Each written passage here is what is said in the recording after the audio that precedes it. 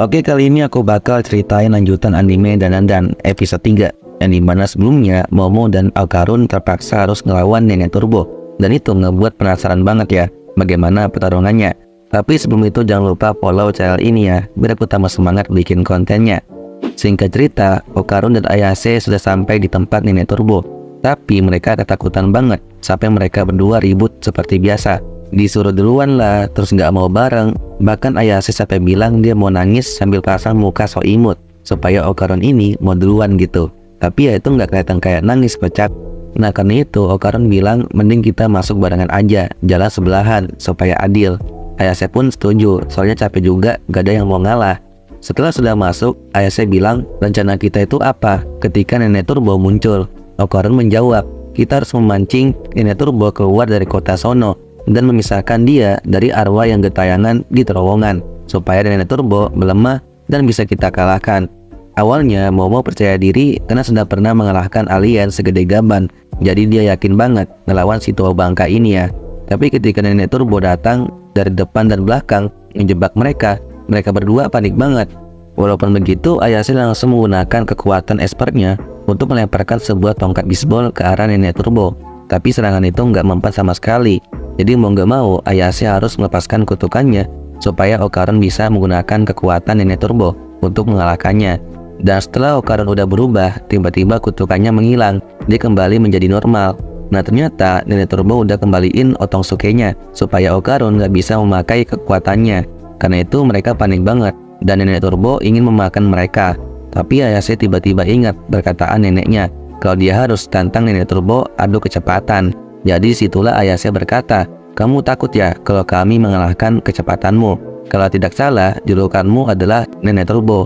Dan kalau julukan itu benar, tunjukkanlah seberapa cepat dirimu, yaitu dengan lawan kami dalam adu kecepatan. Nah karena Nenek Turbo gak bisa nolak kalau soal adu kecepatan, jadi dia menerimanya. Apalagi dia diremehin gitu kan. Lalu di situ Nenek Turbo bertanya peraturannya gimana dan tujuannya apa. Ayase pun menjawab gak ada tujuan apa-apa. Intinya kamu bisa menangkap kami, kamu menang. Dan ketika kami mulai, hitunglah sampai 10 menit. Dan kalau udah 10 menit, baru Nenek Turbo bisa mengejar mereka. Lalu disitulah tantangan itu dimulai. Okarun dan Ayase mulai berlari dan Nenek Turbo mulai menghitung. Tapi cara menghitung dia agak aneh, yaitu dari 1 detik, terus lompat ke 12 detik, terus ke 1 menit, ya intinya lompat-lompat lah. Nah karena itu Ayase ketangkep karena waktunya udah habis. Lalu Nenek Turbo lanjut menghitung waktunya Okarun. Tentu saja cara menghitungnya aneh juga. Di situ Okarun protes dong, kenapa kamu melakukan hal curang? Padahal kamu bilang sendiri kalau nggak suka kecurangan. Nenek Turbo menjawab, kamu kan cuma bilang menghitung ke 10 menit dan kamu nggak ngasih tahu cara ngitungnya gimana. Jadi terserah aku. Dan ketika waktunya Okarun udah 10 menit, Okarun panik banget karena Nenek Turbo ingin menangkapnya. Bahkan dia nggak bisa nyelamatin Ayase. Tapi kali ini dia harus bisa. Jadi Okarun langsung nyerang Nenek Turbo dengan menggigit neneknya sampai nggak bisa lepas. Bahkan Nenek Turbo merasa lemas cuy. Alasannya bukan karena itu ya, tapi efek dari pakaian yang dikenakan sama Okarun. Nah karena Nenek Turbo merasa terpojok, jadi dia terpaksa merasuki Okarun lalu diubah menjadi arwah dan pakaian tersebut dirobek-robek sama dia. Dan setelah itu Nenek Turbo pun langsung ingin memangsa Ayase, tapi tiba-tiba tubuhnya merasa seperti dihancurkan. Nah ternyata itu adalah ulahnya Ayase. Karena akhirnya Ayase bisa memegang aura tanpa melihat. Jadi ketika Nenek Turbo ingin menyerangnya, dia sambil mencengkram aura tersebut yang ada di tubuhnya Okarun. Karena itu mereka berdua berhasil selamat, Okarun normal kembali. Tapi Nenek Turbo masih ada di tubuhnya yang menjadi seekor ular. Dan Ayase harus tetap menahannya supaya Nenek Turbo nggak bisa keluar. Nah karena Nenek Turbo ketangkap, arwah gentayangan itu ngamuk, jadi Okarun dan Ayase harus lari dari situ. Dan arwah itu mengajar mereka. Okarun bertanya-tanya, kenapa wujudnya seekor kepiting? Karena biasanya arwah lebih suka berubah bentuk menjadi kepiting air tawar supaya bisa melewati sungai Sanzu. Dan karena kepiting ini sangat cepat, jadi Ayase nyuruh Okarun menggunakan kekuatan Nenek Turbo selagi Nenek Turbo masih berada di tubuhnya. Jadi di situ Okarun langsung berubah dan berlari dengan sangat cepat. Tapi sayangnya dia nggak bisa belok karena kecepatannya yang sangat luar biasa, sehingga membuat mereka berdua terjatuh ke bawah. Walaupun mereka terjatuh, Okarun bisa mengatasinya, yaitu menggunakan kekuatan penuh yang membuatnya kakinya berputar-putar seperti helikopter. Jadi berkat itu mereka berdua bisa mendarat dengan aman. Meskipun tinggal 1 kali lagi untuk menggunakan kekuatan penuh, soalnya Okarun cuma bisa 2 kali ya. Dan sepertinya mereka sudah menjauh dari kepiting tersebut, tapi ternyata enggak. Kepiting itu mendarat ke bawah juga, lalu lanjut mengejar mereka. Ayase yang melihat kepiting tersebut menyadari kalau di punggungnya banyak wajah, dan dia juga menyadari kalau orang-orang di kota tersebut melihat Okarun yang sedang menggendong Ayase, dikira Okarun sedang membawa lari pacarnya, karena warga kota nggak bisa melihat kepiting tersebut. Lalu Okarun yang sambil berlari dengan sangat cepat mengabari Ayase kalau dia sudah merasa lelah, tapi Ayase nyuruh tetap bertahan dan coba gunakan kekuatan penuhmu lagi. Tapi Okarun membantahnya, walaupun aku menggunakan lagi, tetap aja nggak bisa melewati perbatasan kota sono. Karena itu Ayase jadi panik banget, karena nggak mau dimakan sama kepiting. Tapi tiba-tiba dia keinget sebuah ide, yaitu memasuki ruangan yang cukup sempit, supaya kepiting tersebut nggak bisa mengejarnya. Tapi ternyata nggak mempan sama sekali. Kepiting itu mampu menghancurkan penghalang yang ada di depannya.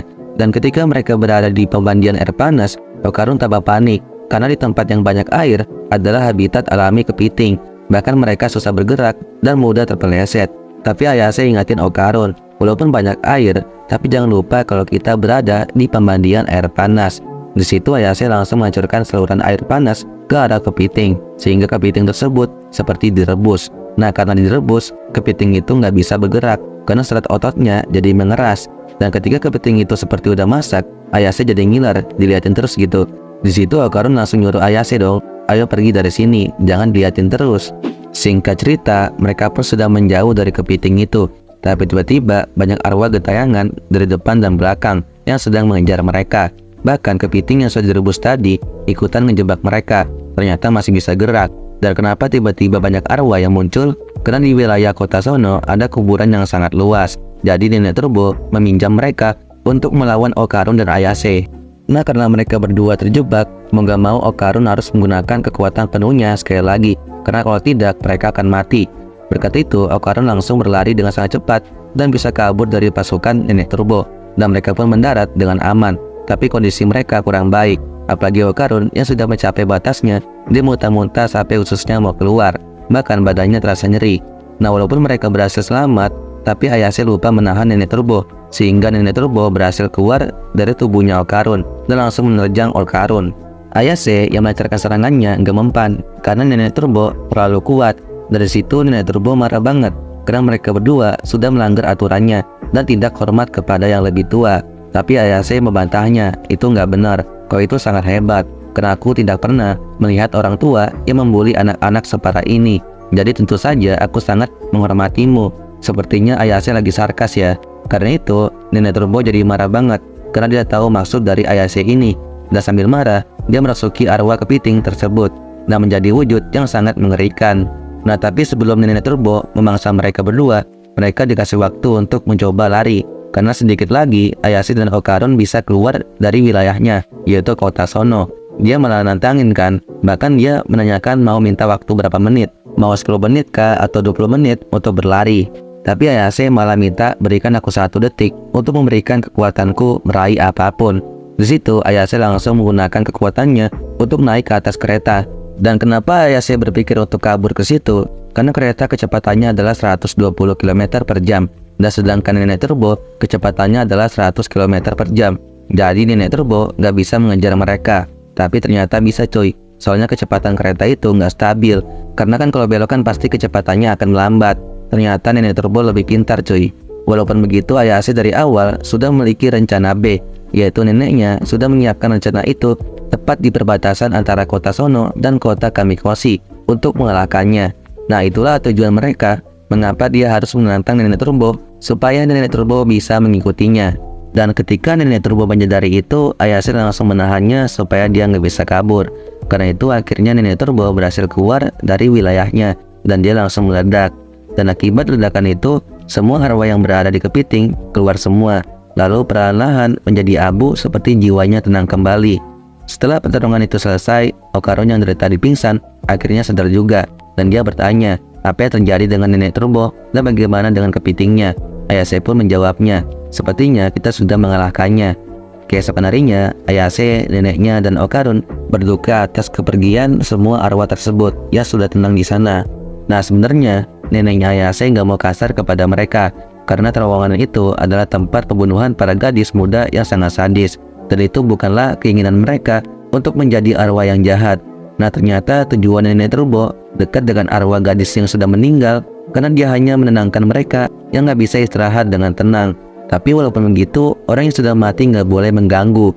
Karena itulah para cenayang harus membuat mereka pergi ke dunianya.